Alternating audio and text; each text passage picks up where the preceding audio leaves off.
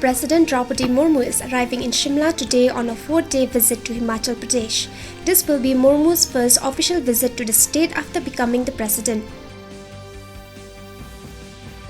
In poll-bound Karnataka, candidates from the BJP, Congress and other parties as well as independent are filing their papers in large numbers today. India has recorded 7,633 new coronavirus infections, while the active cases have increased to 61,233. The death toll has increased to 5,31,152 with 11 deaths. The India Meteorological Department has forecast that the heat wave conditions will continue over the East India during the next 3 days.